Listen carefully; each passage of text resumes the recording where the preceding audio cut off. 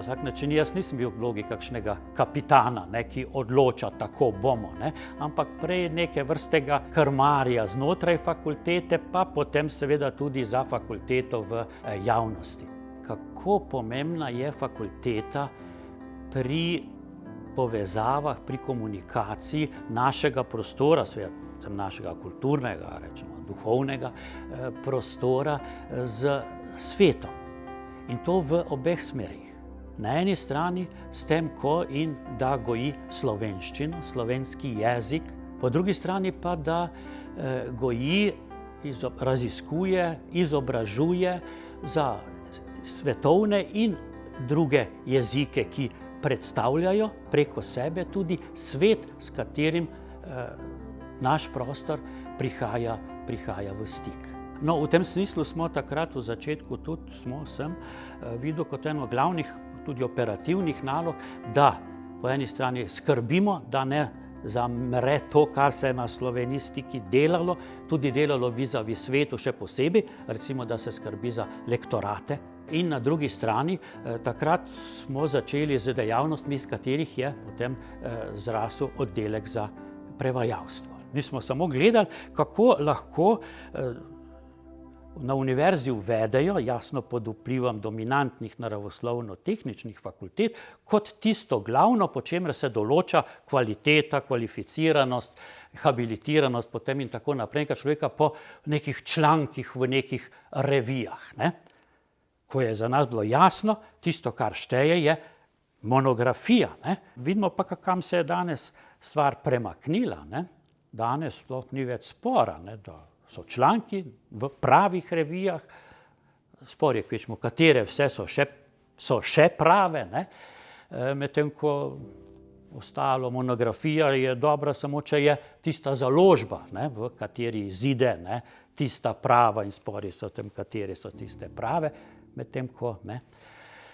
Tista vsebina in presojevalci vsebin in njihove kvalifikacije, ki naj bili vezani na prostor, o katerih zadeva govori, ali pa iz katerih, ali iz katerih govori, postajajo čisto sekundarne. Ravno takrat je bila vloga študentov institucionalno zelo močna. Oni so imeli eno od delegacij, ki je imela pravico veta v cele vrste zadevah. Imeli smo tako tripartitni sistem, torej predstavniki učiteljev, predstavniki študentov, pa tako drugače predstavniki javnosti. Naših starejših profesorskih časih je bilo vse splošno olajšanje, ne, če je predavanje odpadlo, ne. Medtem ko proti koncu svoje profesorske kariere sem pa že doživljal, da so bili študenti nekako nejevoljni, če so vaje, če so predavanja odpadala, ker da potem bo teže predelati predpisani program in tako naprej. No. Z tega vidika se je ta pritisk na obeh poljih povečal, tudi časovni ritem je postal zahtevnejši, skrajšan in tako dalje, ne. Kako so monokulture škodljive in nevarne za prostor, v katerem obstajajo. Še posebej, če je ta prostor izpostavljen spremembam. Ne samo, da same lahko hitro propadajo, pa čeprav se kažejo v nekih obdobjih izjemno plodne in tako naprej.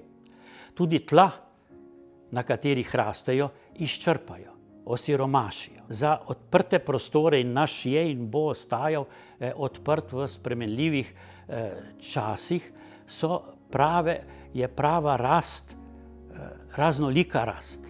Taka raznolikost, ki jo fakulteta živi od nekdaj, mislim pa tudi še vedno in je prav, da bo tudi v bodoče, ne, omogoča tisto širino in globino in hkrati diferenciranost pogledov in spomina, ki preprečuje, da bi docela zapadali vsakokratnim iluzijam, zdaj pa so tu ali pa tik pred nami so novi časi, nov človek, povsem novi začetki, nova zgodovina ali pa konec zgodovine.